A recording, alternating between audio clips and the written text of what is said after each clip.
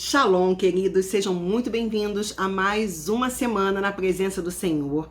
Eu espero que você esteja bem, com saúde, com o seu coração grato, alegre na presença do Senhor.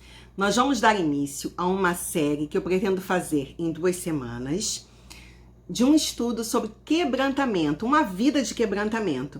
Então eu te convido a abrir a sua Bíblia no livro de Salmos, no capítulo 34. Vamos à leitura? Bendirei o Senhor em todo o tempo. O seu louvor estará sempre nos meus lábios. Gloriar-se-á no Senhor a minha alma. Os humildes o ouvirão e se alegrarão. Engrandecei o Senhor comigo e todos a uma lhe exaltemos o nome. Busquei o Senhor e ele me acolheu, livrou-me de todos os meus temores. Contemplai-o e sereis iluminados, e o vosso rosto jamais sofrerá vexame. Clamou este aflito e o Senhor ouviu, e o livrou de todas as suas tribulações.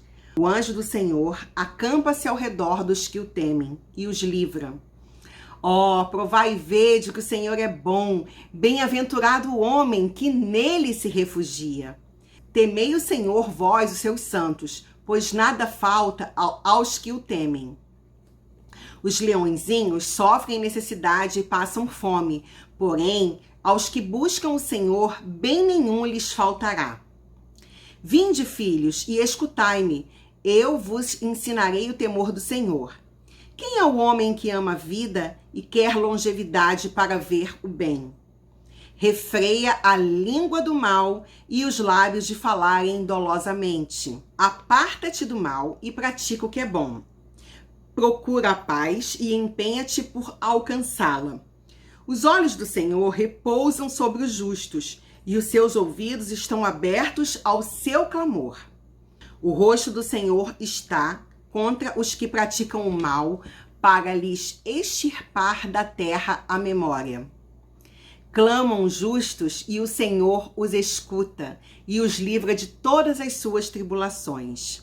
Perto está o Senhor dos que têm o coração quebrantado e salva os de espírito oprimido. Muitas são as aflições do justo, mas o Senhor de todas o livra. Preserva-lhe todos os ossos, nenhum sequer será quebrado. O infortúnio matará o ímpio, e os que odeiam o justo serão condenados. O Senhor resgata a alma dos seus servos, e dos que nele confiam, nenhum será condenado. Louvado seja o nome do Senhor por essa palavra maravilhosa. Eu quero que você fixe a sua atenção no versículo de número 18, que diz assim: perto está o Senhor dos que têm o coração quebrantado. Pois é esse o tema do nosso estudo dessa noite. Quebrantamento. O que é uma vida de quebrantamento? Bem, vamos começar o nosso estudo falando o que é quebrantamento. A palavra quebrantamento traduz a palavra bíblica contrição. Essa palavra sugere algo que foi esmagado em minúsculos pedaços, tal como uma rocha que se tornou pó. Veja, esmagado virou pó. Quebrantamento é o rompimento da nossa vontade pessoal e total rendição à vontade de Deus. Quebrantamento é abrir mão da autoconfiança e da independência de Deus para se tornar dependente dele. Veja que não é algo fácil. Nós temos o hábito de entoar canções, um quebrantado coração move o coração de Deus. A gente fala tanto em quebrantamento, a gente canta tanto sobre quebrantamento, mas a gente, na verdade, a gente não tem um entendimento real do que seja isso, do custo que é você abrir mão da sua autoconfiança, do seu querer, do governo do teu ego sobre a tua vida, que é você anular a sua carne, você dizer não para as suas vontades e você se entregar completamente nas mãos do Senhor e confiar e depender dele totalmente para tudo. Você render teu coração, você falar, olha, basta. Não é mais o que eu quero, não é mais o que eu desejo. Senhor, qual é a tua vontade? Qual é o teu desejo? O que o Senhor quer que eu faça? Quebrantamento é o amolecimento do solo do nosso coração para que a palavra de Deus penetre e crie raízes. Pessoas que lidam com plantação, que mexem com cultivo de flores, de plantas, de hortas, seja de verduras, de tudo, sabe que para poder a semente fixar na terra e ela fincar uma raiz resistente e para ela poder conseguir crescer forte e dar frutos, essa terra precisa ser completamente trabalhada. E a terra do nosso coração não é diferente. Não tem um ditado que diz assim, água mole em pedra dura, tanto bate até que fura? O nosso coração, muitas das vezes, está endurecido por tanta coisa, por tanto achismo, por tanto querer, por tanta vontade nossa. Essa semana mesmo eu estava conversando com uma amiga e ela estava me perguntando, é possível a pessoa ter 20 anos de igreja e não ter mudado, não continuar sendo uma pessoa obcecada, ciumenta? Eu falei, sim, é possível. Ah, mas essa pessoa está tantos anos na igreja. Estar na igreja, pertencer a uma religião, não é sinônimo de que essa pessoa teve seu coração transformado. Porque não é o que vem de fora que vai transformar você. É o que você vai fazer com aquilo que você ouviu, com a palavra que você ouviu, com a meditação que você fez na palavra, com o louvor que você cantou e que você meditou na letra. Você falar para o Senhor, Senhor, eu me rendo. É todos os dias se humilhar na presença dele. É todos os dias reconhecer que Deus é um, que ele é único, que ele é soberano, que tudo está no controle dele e que você precisa entregar o controle de tudo nas mãos dele. O quebrantamento é algo extremamente necessário na vida dos filhos de Deus. A todo instante precisamos deixar Deus moldar a nossa vida e quebrar o orgulho que está em nosso coração. Como somos orgulhosos, como temos o hábito de querer achar que a gente já sabe de tudo, que a gente tem... eu tenho experiência, são anos de igreja. Isso aí para Deus não conta. Todos os dias você tem que negar a sua carne. Todos os dias você tem que levantar da sua cama agradecendo a Deus e dizendo, Senhor, obrigada, Tu és soberano, Tu és único. Obrigada por ter aberto os olhos, estar respirando, estar vivo. Senhor, me ajude a me conduzir de forma que o Teu nome seja engrandecido na minha vida nesse dia. É todo dia. Como a misericórdia do Senhor que se renova a cada manhã, tem que ser renovada na nossa vida, na nossa mente, no nosso coração. A nossa comunhão com Deus não pode ser algo mecânico, não pode ser algo que você liga no piloto automático e vai. É um relacionamento. De todos os inimigos que nós temos, o orgulho é o que perece, é o que morre com mais dificuldade. Como nós somos orgulhosos, como nós somos de dura cerviz, como nós queremos fazer as coisas do nosso jeito, como nós temos uma inclinação para fazer as coisas do nosso jeito, da nossa maneira, porque eu penso assim, porque foi assim que eu aprendi, porque é assim e é assado. Por essa razão, é preciso combater o orgulho do nosso coração. Porque Deus, ele sempre vai se opor aos orgulhosos. Ele sempre vai se opor aos orgulhosos. Faz uma reflexão nesse momento. Senhor, eu tenho sido orgulhoso? Eu tenho sido orgulhosa? Como eu tenho agido contigo, Senhor? Me mostra, me fala onde eu tenho errado, no que eu tenho falhado, se eu tenho sido arrogante, se eu tenho sido soberbo. Olha o que a palavra de Deus fala na Epístola de Tiago, no capítulo 4, no versículo 6, na parte B. Deus resiste aos soberbos, mas dá graça aos humildes. Você tem sido humilde? Ou você tem sido um soberbo, um arrogante? Alguém que se julga melhor do que os outros? Alguém que se julga acima dos outros, num patamar mais elevado? Seja por questões acadêmicas, por questões financeiras, por questões espirituais, porque você tem tantos anos de igreja, porque você já leu tantos e tantos livros. Isso aí, para Deus, não é nada. Eu me recordo de uma ocasião na minha vida em que eu fazia parte de um grupo de visitação hospitalar e eu ia com um grupo, né, da igreja onde eu congregava para fazer visita em vários hospitais da região de Nova Iguaçu. E quando eu chegava no hospital, nós íamos todos muito simples, né? Camiseta, jeans, tênis. Íamos lá com o coração cheio de amor para poder falar aos doentes, levar um pouco de conforto, uma palavra de carinho, de ânimo, porque quando a gente está com a nossa saúde, né, debilitada, tudo que a gente quer é receber um afago, receber uma palavra de ânimo, principalmente da parte de Deus. E então eu me recordo que haviam pessoas de diversas denominações ali também fazendo o mesmo trabalho. E tinha um grupo de irmãos assim de uma determinada denominação que ficavam olhando com ar assim pro lado quando nos viam chegar, porque eles estavam todos arrumados, engravatados, assim, uma pompa. E tinham outros irmãozinhos assim super humildes, super simples assim, que mal sabiam pronunciar, mal sabiam falar o português de forma correta.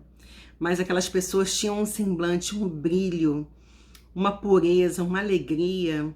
E nós entrávamos no hospital, nas alas onde nós íamos fazer oração e levar a palavra, como era agradável estar com aqueles irmãos, sabe? Eles oravam de forma simples, mal sabiam pronunciar as palavras, mas a presença de Deus, ela era tão grandiosa, porque você via que ali tinha um coração que estava grato, um coração que estava ali por amor ao Senhor.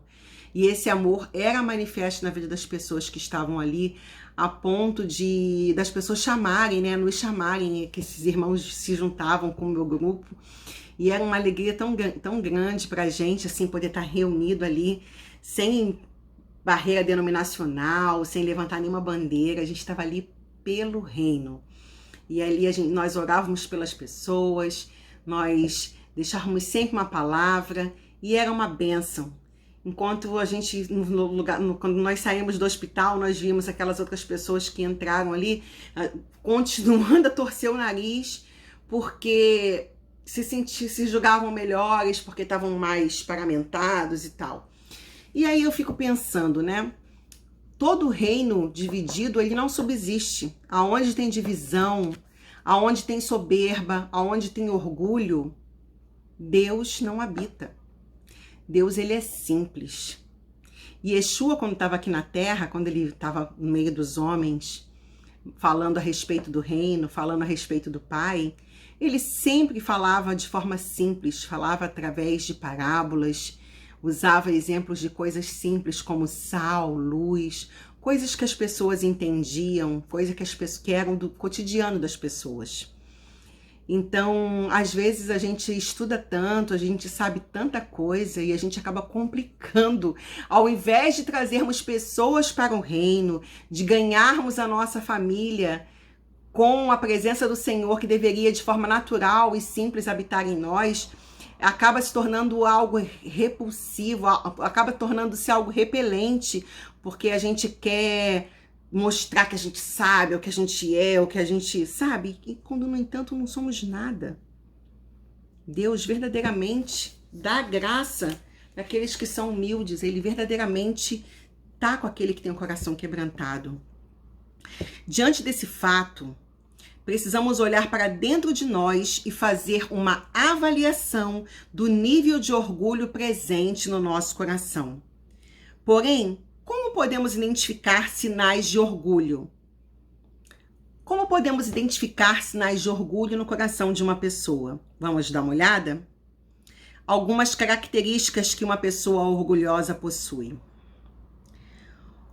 Olha para os fracassos dos outros e está sempre pronto a mencioná-los. O orgulhoso, ele tem uma coceira na língua Nós lemos aqui no Salmo, né? Salmo 34, no versículo 13, diz assim, vou ler do 12 em diante. Quem é o homem que ama a vida e quer longevidade para ver o bem? Refreia a língua do mal e os lábios de falarem dolosamente. Uma das outras características do orgulhoso é que ele tem um espírito independente e é autossuficiente. Dificilmente alguém orgulhoso se sujeita a uma liderança, porque acha que já sabe tudo, porque acha que já aprendeu tudo, porque acha que faz melhor. O orgulhoso, ele não tem aquela paciência de ouvir, de analisar, de dar chance do outro transmitir o pouco que sabe ou muito que sabe. O orgulhoso, ele sempre acha que ele já sabe tudo, que ele já viu tudo, que isso aí pra ele, né, já tá até ultrapassado, porque ele já viu isso várias vezes antes. Há 10 anos atrás ele já via isso. Sabe, não tem aquela paciência de escutar o que o outro tem para dizer. Poxa, eu já sei sobre isso aí, mas deixa eu ver o que essa pessoa tem para poder contribuir. Às vezes tem uma vírgulazinha ali que aquela pessoa vai transmitir de informação que vai ser enriquecedora, que vai ser benéfico. Mas o orgulhoso, ele não tem, não. Ele sabe de tudo. Ele não tem paciência para poder ouvir os outros. Uma das outras características do orgulhoso, ele quer provar que sempre está certo e deseja ter a última palavra. O orgulhoso, a pessoa orgulhosa, ela não se contenta em sair de um debate, de uma discussão de forma saudável. Ela quer que a palavra dela, que a opinião dela, que o que ela pensa, que o que ela sabe, que o que ela acha é que seja aceito. E não é assim. Todo mundo tem sempre algo a contribuir. Crianças nos ensinam coisas a todo tempo. E Yeshua disse isso, que quem quisesse entrar no reino dos céus, entrar no reino de Deus, deveria ser como uma criança. Ter pureza, ter paciência, ser simples, ter um olhar mais tranquilo para as coisas. Ter razão sempre não é algo bom, não é benéfico para nenhum tipo de relacionamento, muito menos com o nosso relacionamento com o Criador. Atrapalha tudo. O orgulhoso exige sempre os seus direitos e a preservação da sua reputação. Ele está sempre muito preocupado com o que vão dizer dele, com o que vão pensar, com o que vão achar.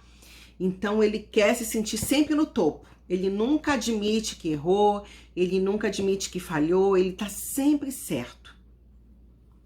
O orgulhoso deseja sempre ser servido. Quer que a vida gire em torno de si e das suas necessidades. Dificilmente uma pessoa orgulhosa quer servir alguém. Dificilmente uma pessoa orgulhosa quer estender sua mão para o próximo. Ela está tão cheia de si que no seu mundinho só tem espaço para ele e para mais ninguém. O orgulhoso tem o sentimento de que a igreja é privilegiada por poder contar com ele. Gente, a igreja tornou-se um ambiente altamente nocivo e tóxico no dia que você entrou nela, no dia que eu entrei nela. Sabe por quê? Porque eu e você somos cheios de defeitos, cheios de falhas, e é por isso que nós precisamos de um Salvador. E é por isso que Deus amou o mundo de tal maneira que enviou o seu Filho, o Messias, Yeshua HaMashiach, para nos salvar dos nossos pecados, para nos salvar, para nos resgatar para si. Porque se Deus não tivesse tido a misericórdia de enviar o Senhor Yeshua para nos salvar, nós estaríamos completamente perdidos. Porque nós somos um povo de um coração endurecido, de uma mente que só... Nós somos um povo difícil, muito difícil. E a nossa maior... Eu acredito que a nossa maior esfera de luta nessa terra seja contra a nossa própria carne. Nós somos terríveis. O orgulhoso busca sempre se autopromover. Ele quer sempre anunciar o que ele fez, o que ele falou, tá sempre mostrando, principalmente nessa época em que nós vivemos uma era de redes sociais, onde todo mundo tem algo a dizer, onde todo mundo tem algum palpite para dar. E eu não tô falando que eu não faça parte das redes sociais, não, tá? Que eu faço, eu interajo bastante, mas o orgulhoso, ele tá sempre se autopromovendo, ele é incapaz, ele não consegue ajudar uma pessoa em alguma atitude e fica de boquinha fechada. Ele tem uma coceira de ir contar para alguém o que ele fez pelo outro. Onde deveria ficar entre ele e Deus aquilo que ele fez, ele precisa contar o quanto ele é bom, o quanto ele ajudou, o quanto ele fez. E isso para Deus não, sabe, perde-se. Quando a pessoa faz isso, age dessa forma, com esse orgulho, ela retira a glória de Deus. Porque quem nos dá a capacitação para fazermos algo é Deus. Nós não somos bons, não. Bom é o Senhor. Então é Ele que coloca no nosso coração o desejo de fazer algo de bom, porque de nós mesmos não temos nada para oferecer uns aos outros. Então, quando você se autopromove contando para alguém algo que você fez, você está tirando a glória de Deus. Então, repensa, faz uma reflexão sobre como você tem lidado com as oportunidades que Deus tem te concedido de ajudar, de abençoar a vida de alguém. E passe a deixar isso entre você e o Senhor. E você vai ver que a manifestação da glória de Deus na sua vida vai ser muito maior. O orgulhoso deseja intensamente ser reconhecido e apreciado por aquilo que faz, né? Vem da autopromoção que a gente acabou de falar. E o orgulhoso, ele fica magoado quando os outros são promovidos ao invés dele.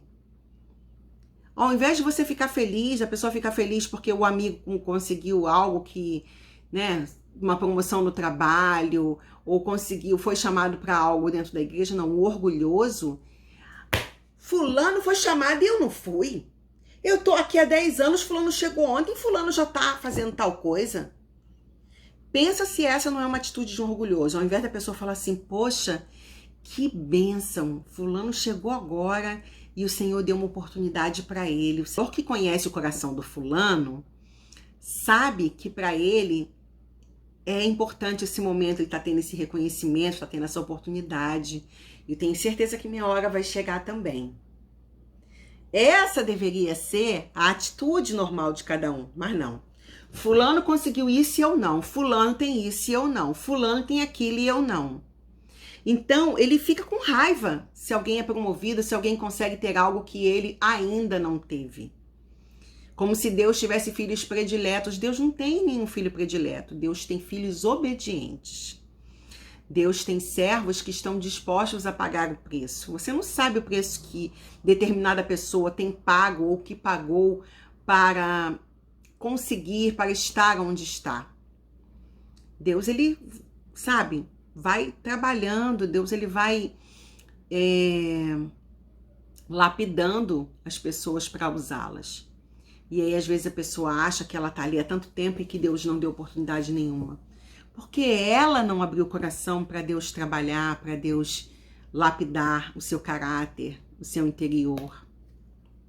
O orgulhoso fica satisfeito com os elogios e se deixa abater pelas críticas.